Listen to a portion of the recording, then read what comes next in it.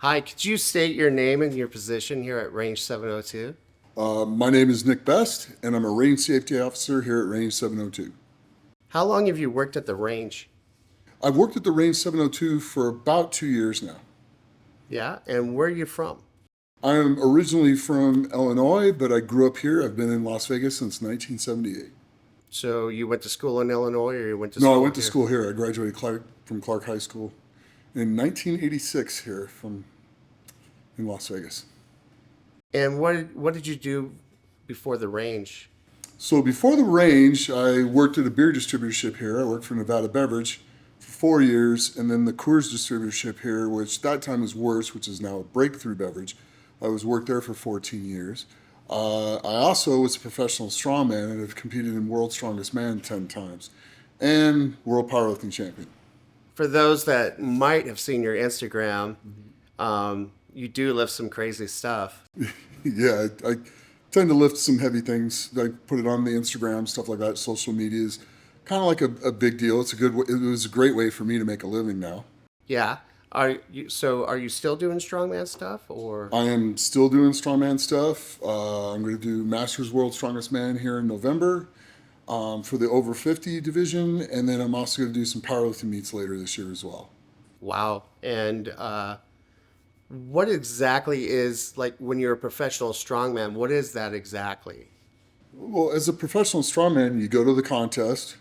You get there. There's prize money for the placings, and you basically try to score as many points in each of the events. And there's usually between 5 and 6 events at a contest, and you get the most. Whoever has the most points wins, and then your first place prize money, second place prize money, third place prize money. You make money there from the prize money. You also make money from your sponsors and stuff like that if you do well.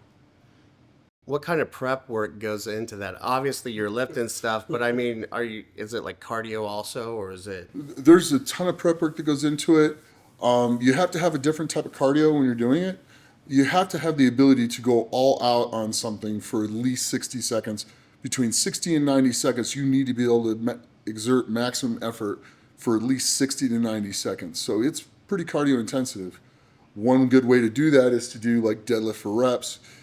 If you shoot like while training in range of like 20 reps in a minute, if you can do that, you're going to be in pretty good cardiovascular shape as well. Speaking as someone who's not really familiar with it, is it where you do like, say, I know you guys lift cars, rocks. Is it like a course where you keep going, or is it just one thing and then you rest and then the other guy goes, or do you all go at once? All of it. Really? Yeah, so you'll have one event where you go through a series of lifting things, like the log clean. There'll be a log medley, and you'll lift 5 different logs as fast as you can, or a deadlift medley where you lift 5 different deadlift bars as fast as you can. And you have a 60 or 90-second time limit, but there'll be 4 to 6 people going at the same time. So you're having a race to see who can lift it the fastest. So there's that. There's also other ones where you go 2 at a time. There's ones where you go 1 at a time. So it just kind of depends on what the events are. But yeah, sometimes you're going head to head with guys.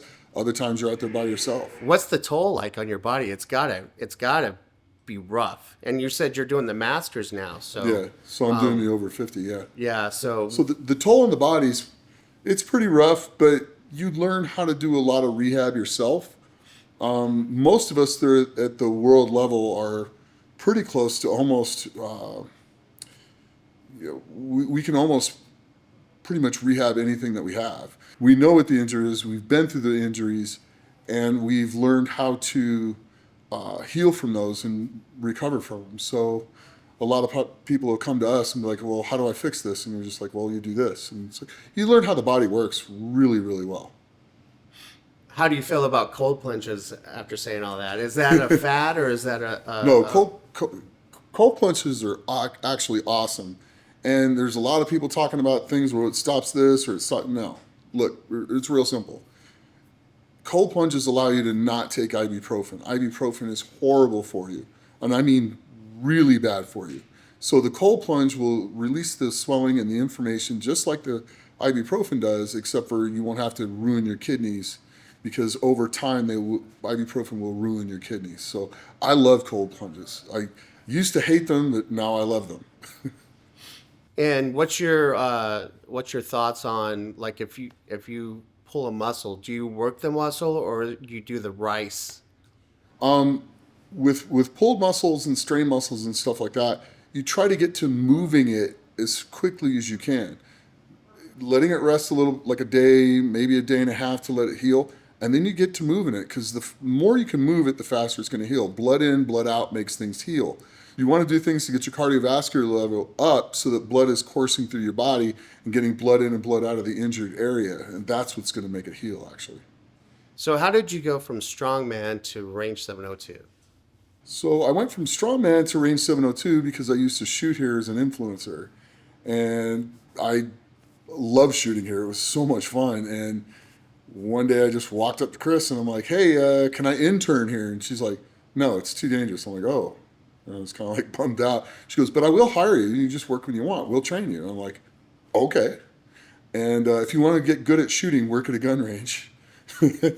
My shooting now is worlds different than what it was back then. I feel pretty confident with anything I can pick up. I can expertly shoot with all our machine guns here, so it's a lot of fun. But that's how I got here. In 2 days, went to 3 days, went to 4 days, went to a full week. So I love being here. It's fun. What do you attribute the the better marksmanship with? Just having your hands on the guns, or is there a certain thing that helped you along with that also? The Well, Colton, when he worked here, spent some time with me, helped me learn how to shoot much better. And then also Dustin helped me a little bit, and then Carlo and Jeff. With all the guys here, they all were very experienced. Most of them were in the military. And you learn the basics, and then it's your job to practice the basics. And as you keep practicing the basics, you get better and better and better. And it's like anything else. If you practice anything with intent long enough, you're going to get a lot better at it. And I did. Shot a 298 on the last call. Wow. What's one of the craziest things that's happened while you've worked here? If you can pinpoint that.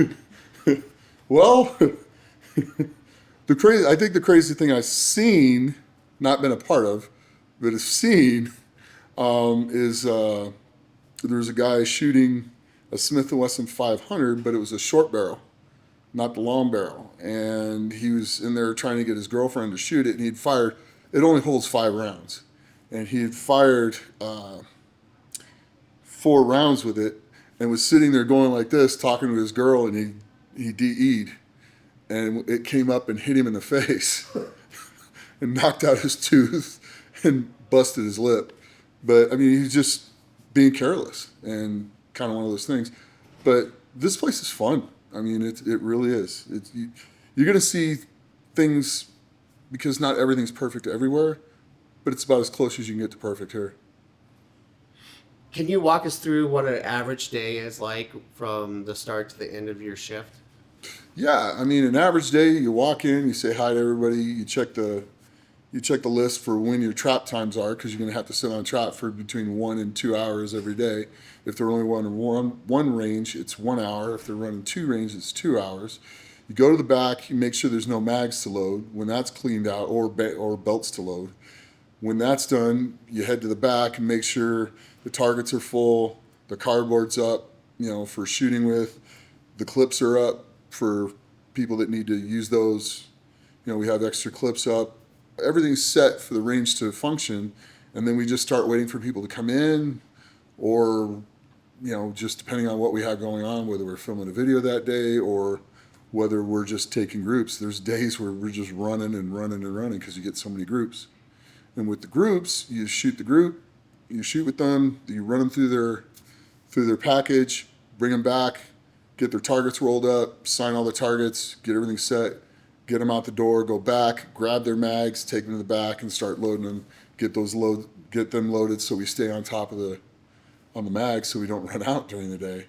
And then basically it's clean up the last hour. It's clean up the garbages, get those all out of the range, sweep up the ranges, clear and check all the guns, get those put away, and then make sure there's no more mags left in the back to load. But there's 5 or 6 of us doing this. Everybody's got a certain area, and then you're good to go after that. You said you were an influencer. What has been the reaction to like from friends and family that you work at a gun range? Are they scared about that or? The reaction in my family from working at the gun range is I don't think anybody's scared of it. They all like it. They think it's good, and they all have a healthy respect for firearms. My daughter shoots, she's lethal, and my son shoots really well as well. So, and then my parents, they love it. My stepdad was in the Marines, stuff like that, so he's fine. So my family's fine with it.